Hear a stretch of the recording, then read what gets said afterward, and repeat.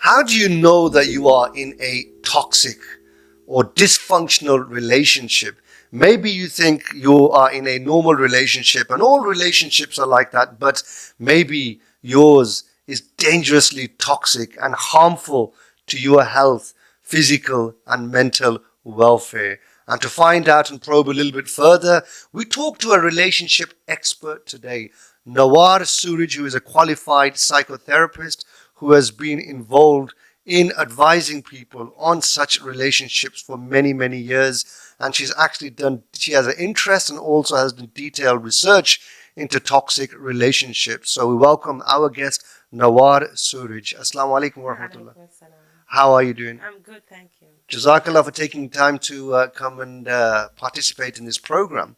And we have a very interesting topic, a topic very close to your heart. Absolutely, yes. Yeah. So firstly, let's start off with, how do we define a toxic relationship? Because most people out there wouldn't even know how to define a toxic relationship. It's a very good question. I think a toxic or a dysfunctional relationship, as we may also call it, is a relationship that does not meet our needs. So whether it be in emotional needs, physical needs, spiritual needs, intellectual needs, whatever is important to us. Okay, so so you've given me a checklist there. So I have to tick all these things that in my relationship, whether it's meeting that or not. But surely not every relationship can have all those boxes ticked. That's a very valid point, yes. But I think we need to understand what is important to us in a relationship. Mm-hmm. And then, of course, no one single person in this entire world can meet all our relational needs. But if we know what our needs are, if we understand ourselves, then we'll be able to find people who can meet these needs. So if our partner isn't, but at least they're not harmful to us, they're not dismissing to these needs, we can try to meet these needs through other relationships, maybe with friends or work, if we're talking about intellectual needs. You know, as you age and you mature and you realize and you fully are able to grasp the dynamics of relationships around you, even your own relationships, one thing that I've come to realize, which I've just mentioned a short while ago, there's no such thing as a perfect relationship. 100%. Does a perfect relationship exist? I don't think so, to be honest. But at least a healthy relationship. That's what we want. Mm-hmm. And that can definitely be attained. Mm-hmm.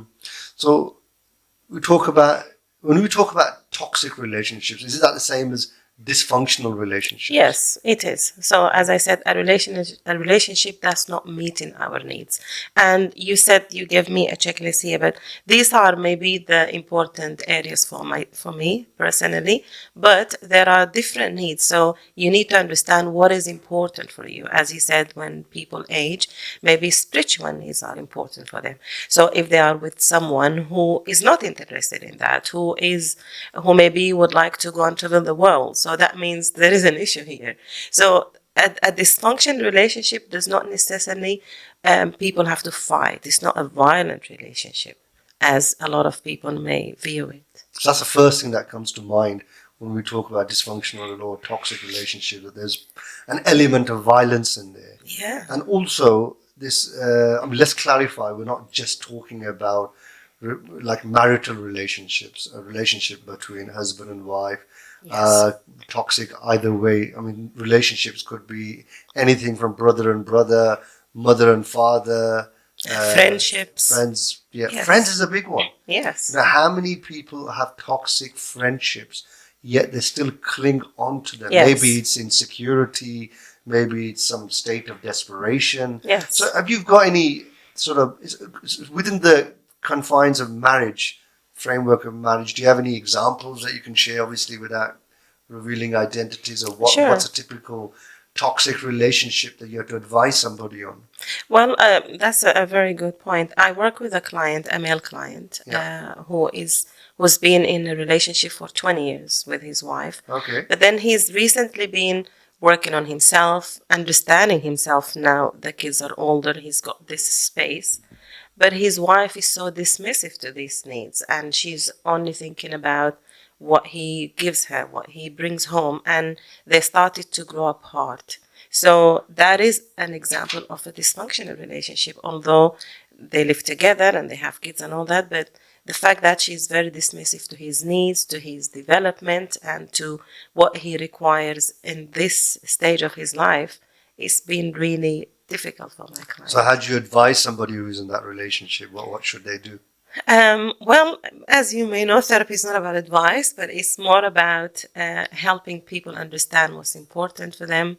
Why did he end up in this relationship? I think that was... So you're saying you never advise people to do this? No. So you wouldn't. So if somebody came to you and they were in a toxic, dysfunctional relationship, you wouldn't say to them that it's time to, move Absolutely on, time to, not. No. get divorced or no? No. We help the client explore. We explore together. How do they feel, first of all? What is their understanding about the dysfunction?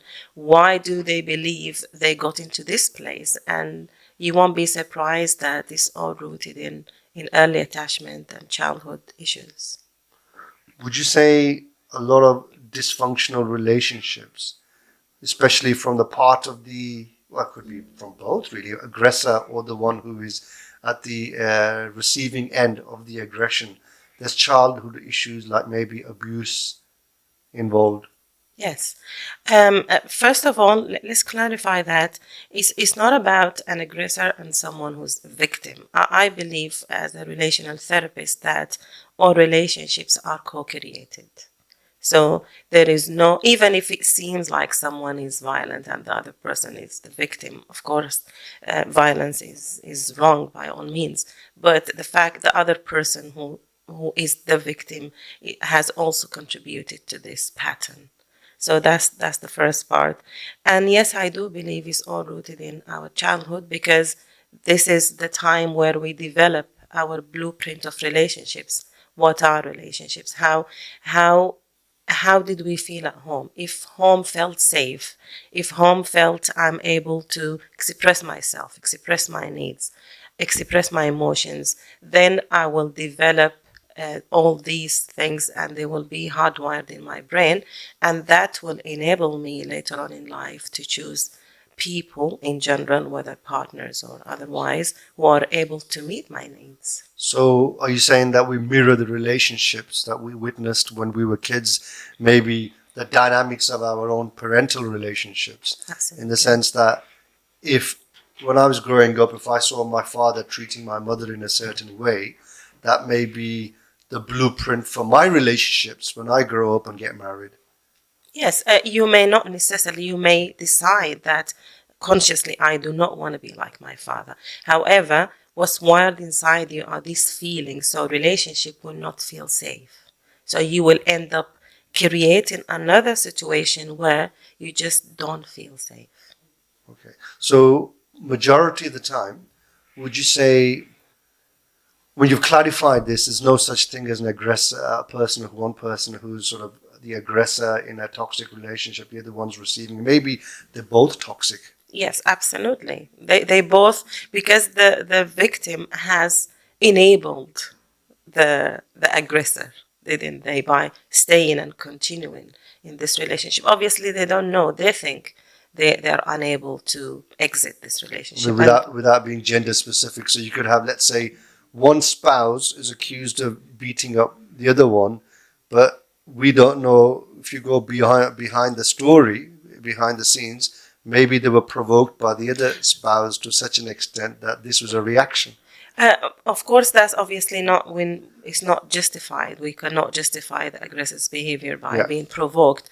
But what I'm trying to say is that if, for example, I am working with the victim, we'll have to explore like their self-worth. Why do they feel it's okay for them to be in a harmful relationship? So why do people stay in these relationships then if they are harming them? They don't believe they deserve better.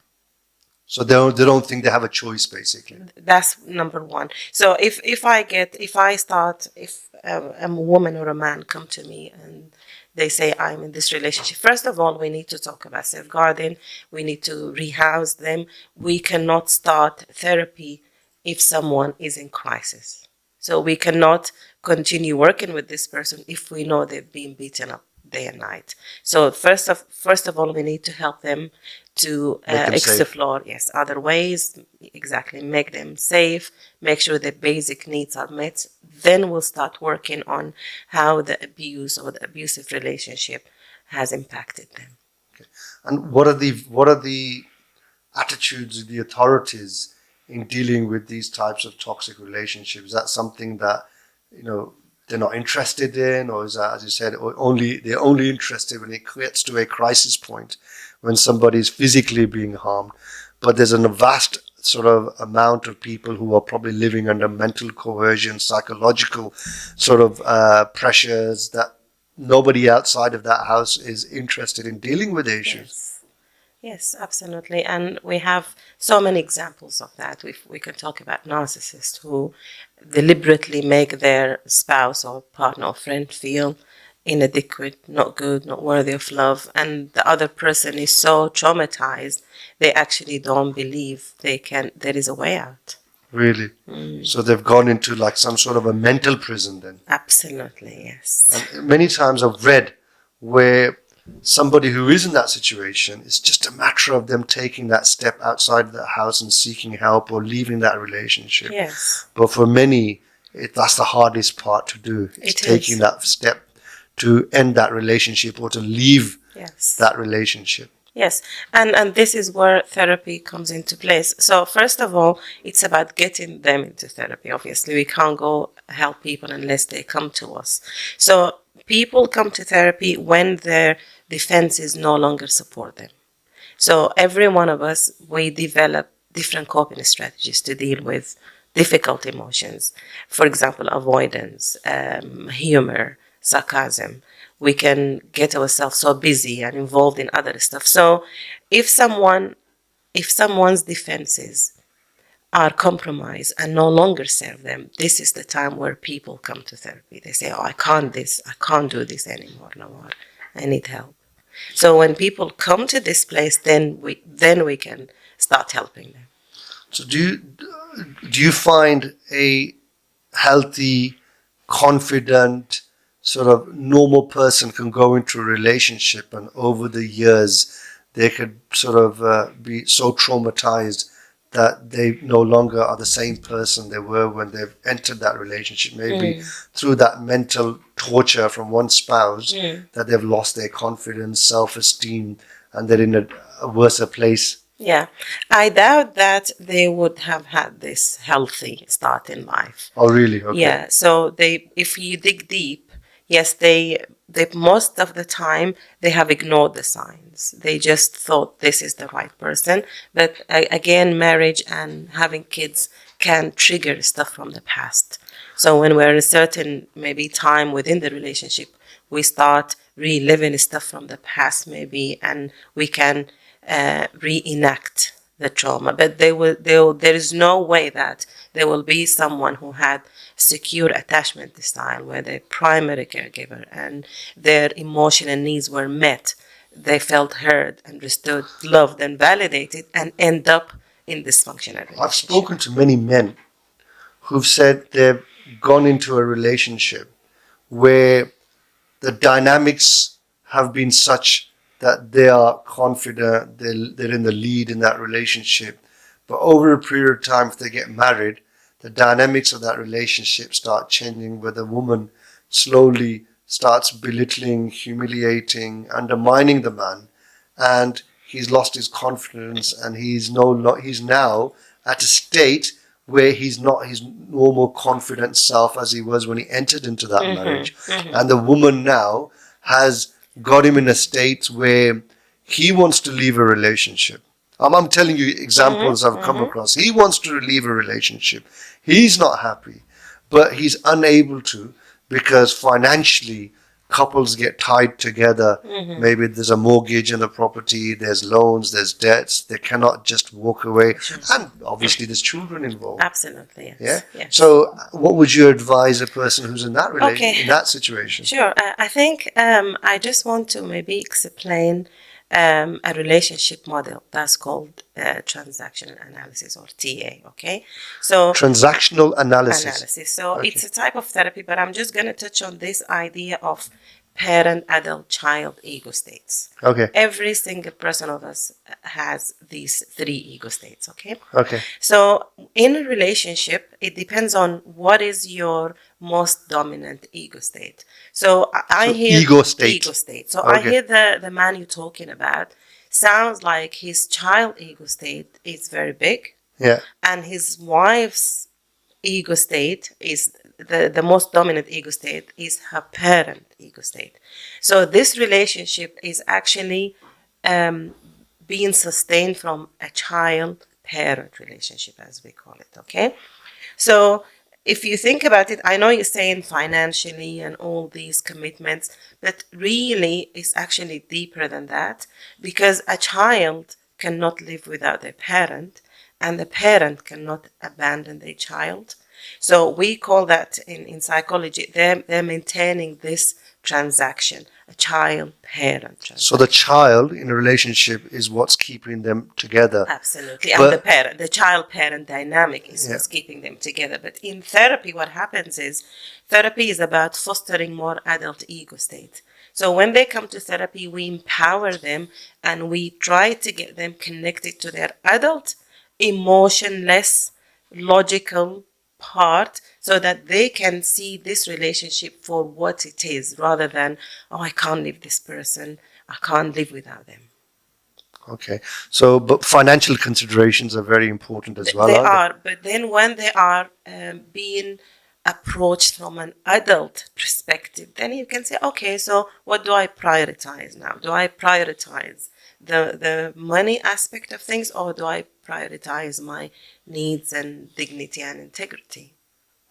Do you have any other examples of kind of relationships where you've come across where such dynamics have been at play Yes. and the couple cannot sort of move on or Yes. split up because of this sort of dynamics of the child and the household being Yes. so intricately involved? Absolutely, yes. So I think explaining and exploring this in therapy will give us a clarity and a direction for the work. And then they say, okay, actually, yes, I can see how I am connected to this person from child or parent. Sometimes we do shift between these ego states. So you can find them, for example, fighting like children. Literally, so that they will understand. They say, oh no, actually I think this weekend we were both connected to our child ego state and we'll just fight, and they do start understanding themselves more. So what happens when people start therapy, sometimes both partners, that's in the most ideal situation, recognize the dysfunction, and they both start working on themselves so that they can reform and start this relationship again from an adult to adult dynamic. Sometimes one of the two is too stuck into their like ego state, and they refuse to do the work, and the relationship ends. And yeah, so that's actually, we do see that happen when someone is refusing to work on themselves. When somebody is, we've touched upon this before, somebody's in that dysfunctional relationship, again, not being gender specific, it could be male or female, and this relationship's not good for them. And you've mentioned that many times people feel that if I leave this relationship, I may never get another spouse. Mm-hmm. Yeah? So they're in a place where they're feeling insecure, low self-esteem, low confidence, and maybe age is a big factor. If you're a woman or a man in your 40s and you've invested already 20 odd years in a relationship, is that much harder for you, think, to pick up the pieces? Yes. And start all over again. So how would you advise that person? Mm. As I said, I won't necessarily advise them, but I will explore with them again where did they get these limiting beliefs from? Okay, so we challenge the limiting So it's limited beliefs. They are, because if you say like I'm too old, there are so many single people in their mid-40s, 50s, even 60s and 70s who find love and get married. So age is just I think number. yeah, it's just a number, as we say. So we do challenge these limiting beliefs, and we can also work with the client to develop their self-esteem and self-worth, because these are actually are the things behind these limiting beliefs. I had a very interesting chat yesterday with a guest on this program who is from Florida, and he is an athlete who competes in races, and you will not believe how old he is. Wow. He actually was truly inspiring, truly inspiring. 91 years old. Wow. When you look at him, when you speak to him, you'd think he's 65, about 70 years old. And guess what age he started those competitive racing? 61 years of age. Wow. So you're telling me age is a problem? I'm just giving you examples from what other people, this is the sort of what you pick up from conversations, right? And sometimes ourselves, we're human beings, we're full of, our own vulnerabilities. And sometimes we think, I'm about to compete in a hiking challenge. And I think to myself, I have to train for it. I have to run. I have to get up, go mountain climbing. And sometimes you think, can I really be bothered? I should have done this when I was a lot younger.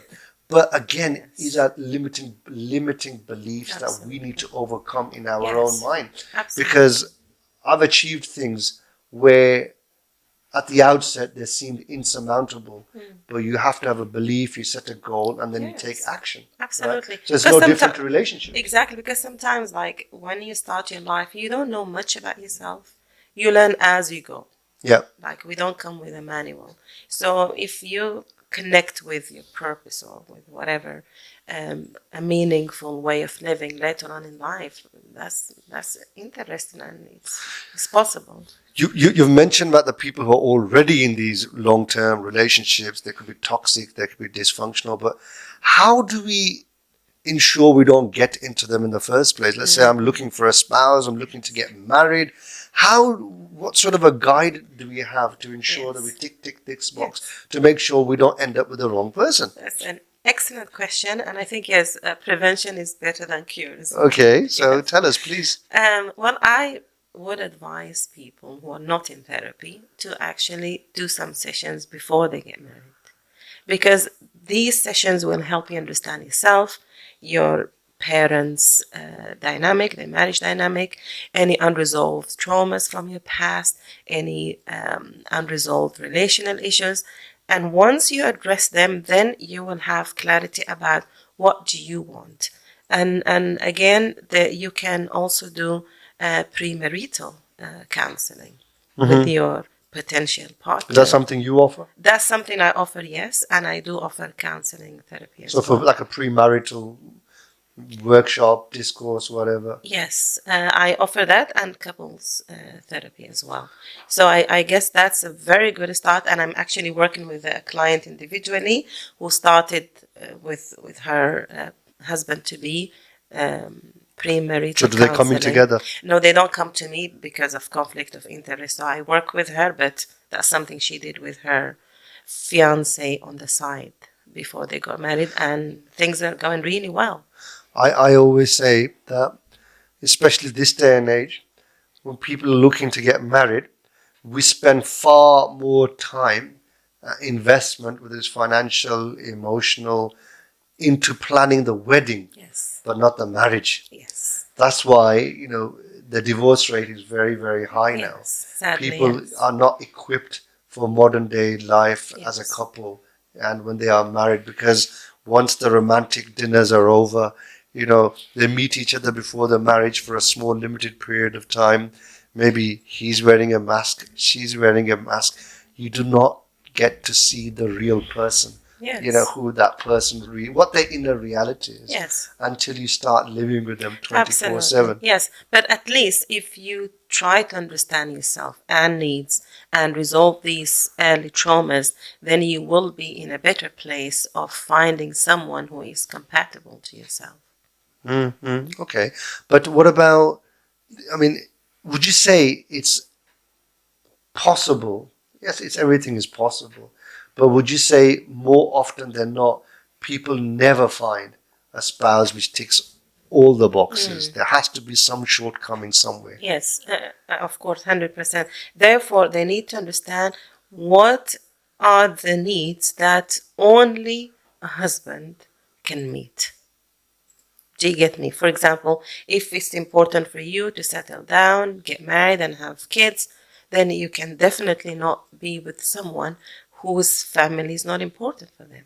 Would like Absolutely. to Good go and start. be adventurous and do all these things. Do you get me?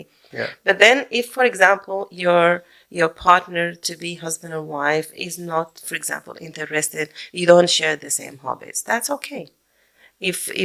But your values, your core values have to be aligned in order to have a successful relationship.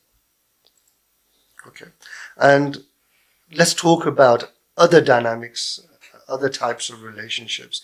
We've spent a lot of time on husband, wife, spouses, but what about people? We talk about friendships. Okay. So we touched upon that very briefly at the beginning. So what defines a toxic friendship? A friendship that is, again, does not meet our needs. It's a one-way thing. They always listen to them. They never give you a chance to talk. You always do things for them and drop everything to rescue them, but they never reciprocate. That's a common one. Also, a very important type of relationship is that I see and work every day with in therapy is the child-parent relationship. Okay. But So- talking about friendships, you just described a lot of my friends there.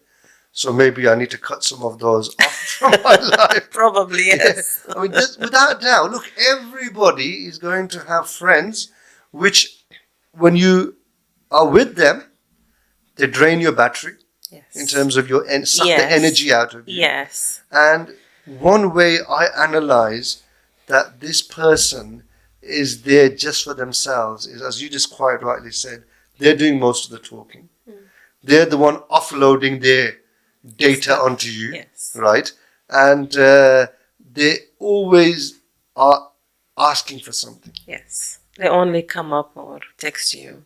When You they know need something. after, hey, can I have this on? But would you also say that a lot of our relationships, a lot of our friendships are very much become like a transaction where they're needs based, where, I mean, just how shall I explain this? Say you're working in a place.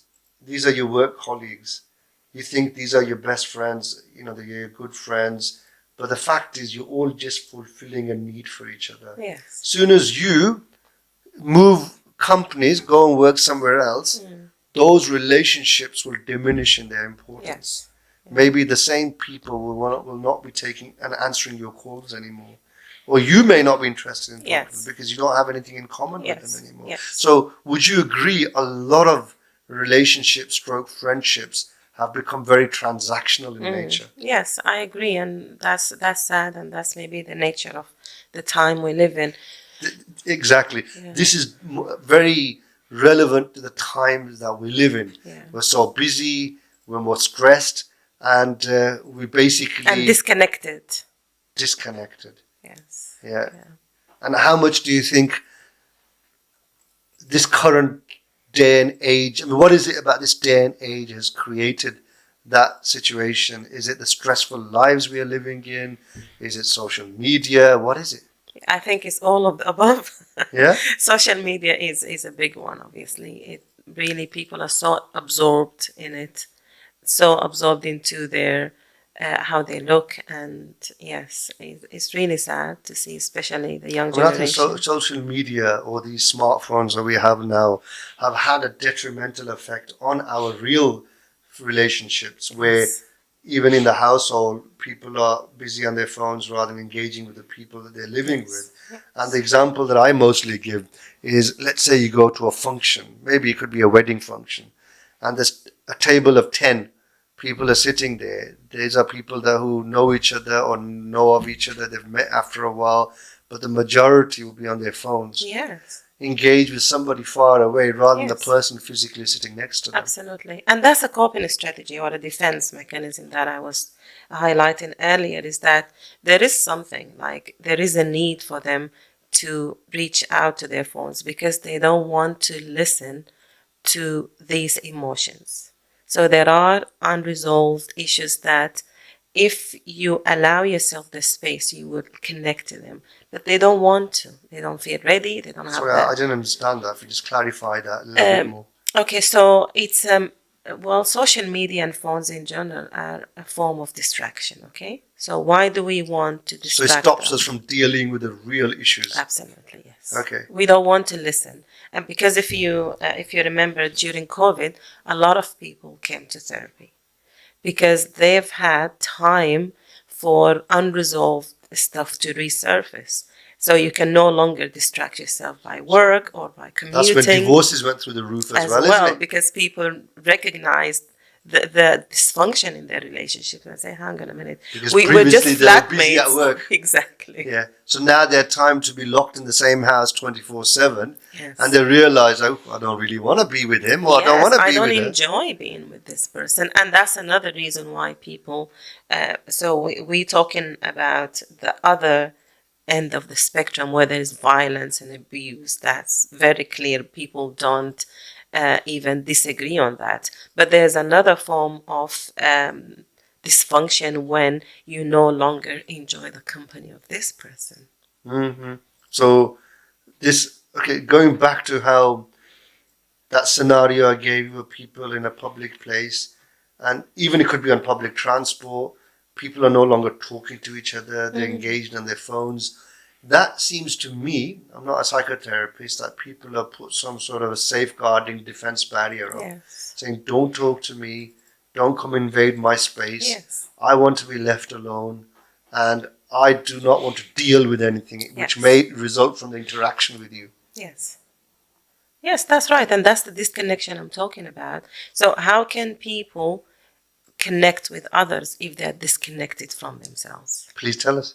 That's not possible unless they do the work, unless they leave the phone and leave all the distraction and listen and tune in and say, how am I feeling now? Why am I feeling this way? Why am I not satisfied in my relationship? Why do I not like my work? So only if you allow yourself this space, resolve these issues, and if you can't do it with a friend or through support groups, whatever, you can always access therapy and explore these things. Therapy is not for people who are not like for disorders or all these things. It seems to me the mobile phone has just become another tool like drugs and alcohol to numb our senses and for us to be intoxicated temporarily so we do not deal with the real issues affecting us in our lives. Yes, and we're talking if we are like hooked into it, if we're addicted to it. We're not talking about general use of the phone, which is obviously very important. But the situation you mentioned about people sitting at a table and they're on their phones, now this is wrong. This is too much now. Yeah, it is. It is. I remember that. I mean, I observe people's behavior. So we've been taught by our mentors that when you're with somebody, the most important person is the one who's sitting in front of you. 100%. If I'm speaking to somebody, they've come to see me specially, or I've gone to see them, and then I take my phone out and I'm on my phone. Yeah, what's that about? Yeah. This is quite rude. It's very rude and disrespectful for the person that you are with. Because especially, let's say, if I've specially come to see yourself, you'll be thinking, hang on, you've come to see me, you've taken up my time now, so if you really wanted to be on your phone, don't waste my time. Yes. Yeah? And I've actually had that with people. They've come to see me, but they're on their phone, so they don't even realize that they are exhibiting this behavior, which is completely... It becomes a habit, isn't it? That's what it is, actually. We've become conditioned so much, I'd say to the extent that we are enslaved by these devices. Yes. Yeah? So rather than them being just a tool of convenience, we've become enslaved by them. Yes. Yeah? So, but these things are not going away sometimes, anytime soon. They're here to stay.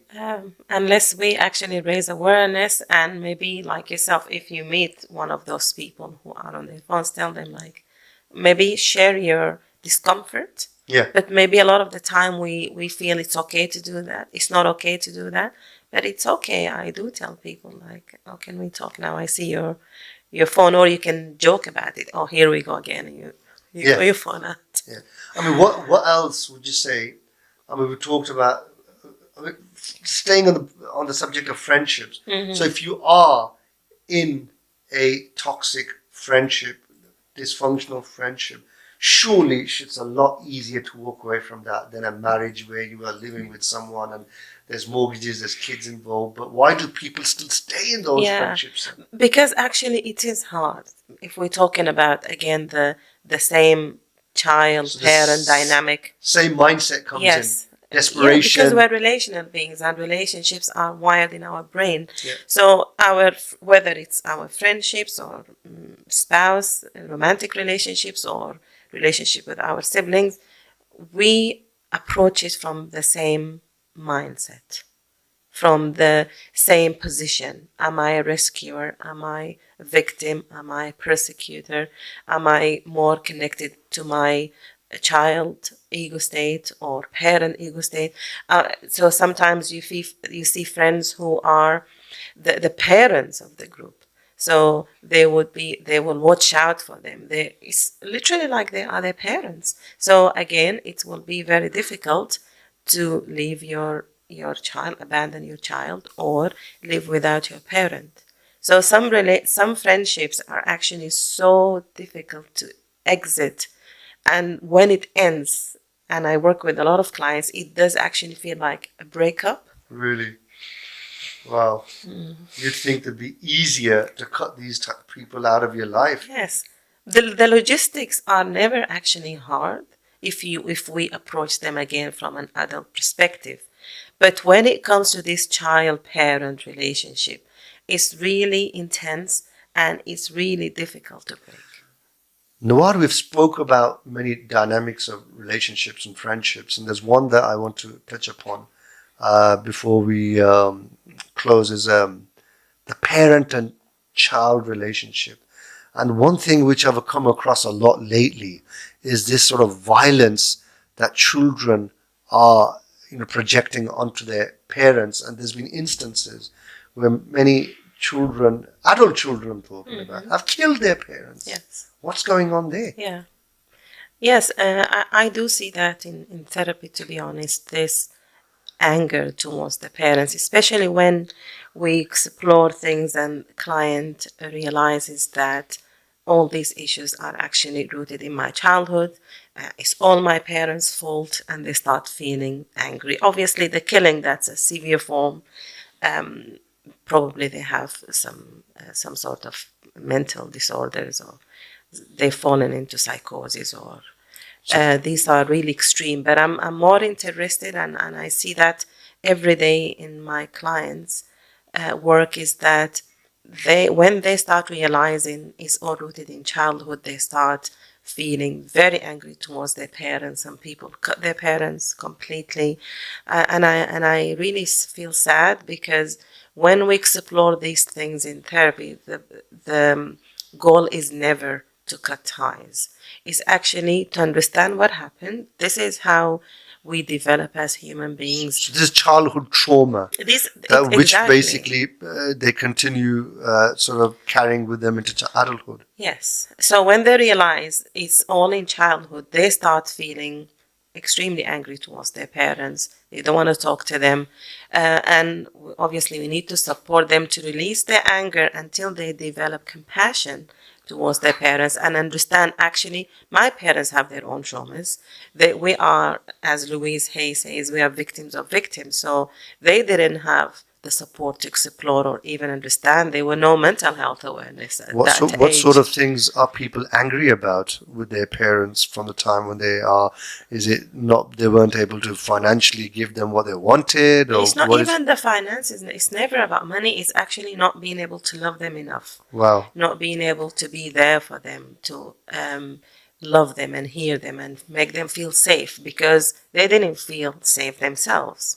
They had their own depressions to deal with. And Maybe they were out struggling to make financial ends meet and they were working 12, 15 hours a day. yes, So they weren't able to, even if they wanted to, spend that amount of Yes. quality time with their children. yes, And you're saying that these kids resent that. they do. They do. And obviously, we need to not invalidate that. They obviously, as parents, we are responsible and we have to be accountable for the damage we cause to our children.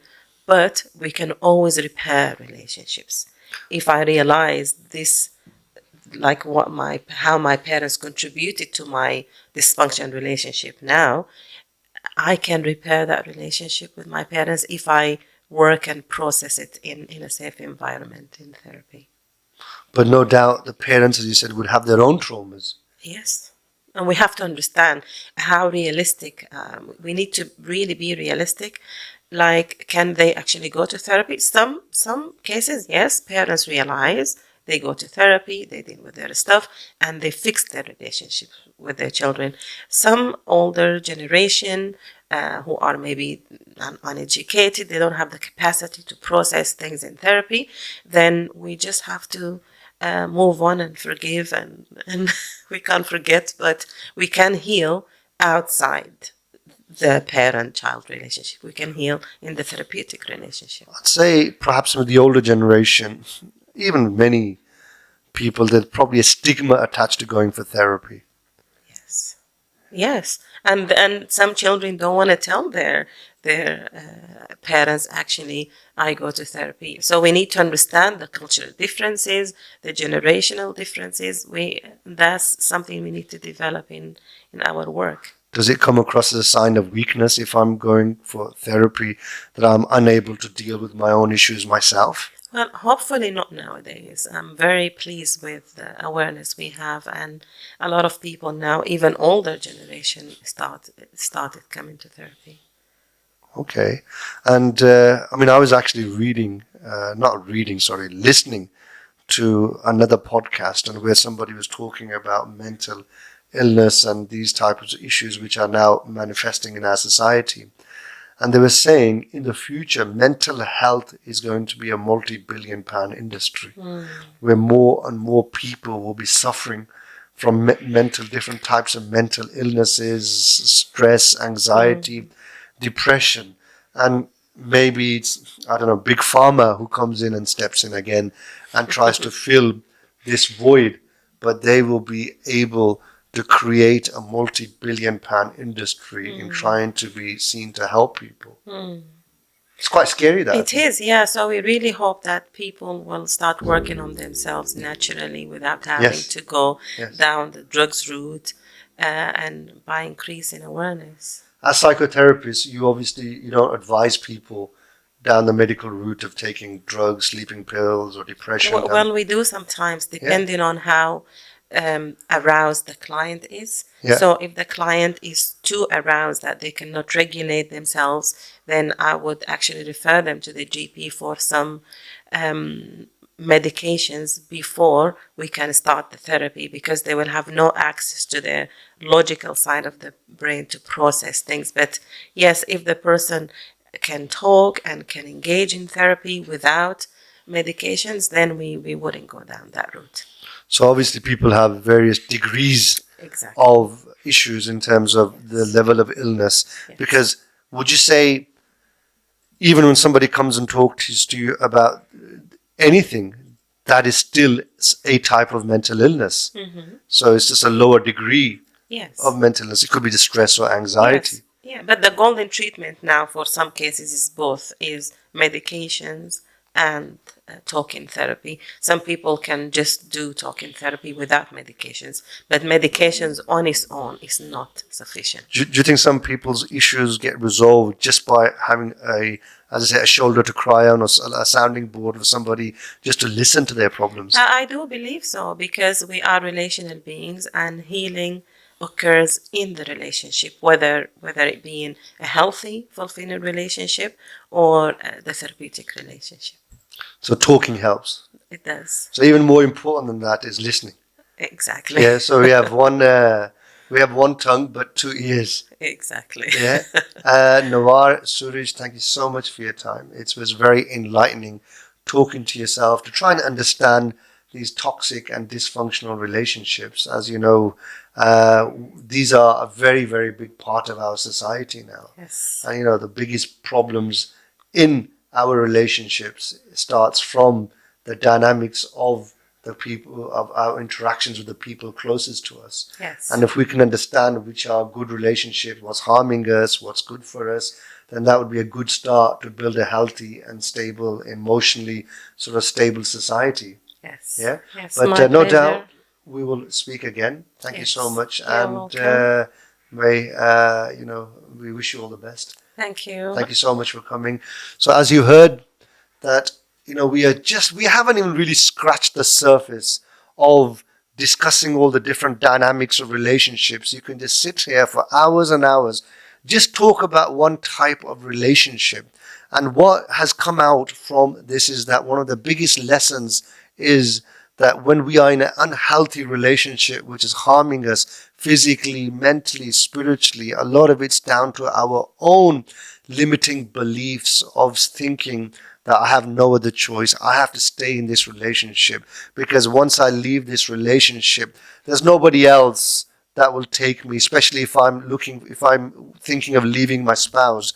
I'll think I won't find another spouse. Or if I have friends who are harming my sort of mental well-being as well, they are toxic friends and they are causing me to be more stressed, and they are draining me out, and they're always taking from me.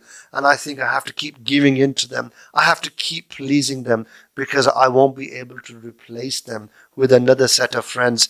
But of course, these are all just limiting beliefs that we have become prisoners of, and we have obviously enslaved our own selves. The reality is there's a lot more light out there than darkness, and we have to embrace that, and we have to really believe that we deserve so much better. And what I would say is, rather than chasing relationships, is we improve upon ourselves. We chase excellence. Once we chase excellence, we will get rid of all the toxicity around us and be able to reach out, or other better people will reach out to us once they see that there is a light emanating from us. Thank you for listening. It's been great. You want to say something? Yes, I actually remembered I do have a workshop about healing toxic relationships on the 5th of February at 10 a.m. So if you want more details, you can reach out. 5th of February, 10 a.m. We have a relationship workshop to how to heal yourself from toxic relationships with Nawar, Suraj.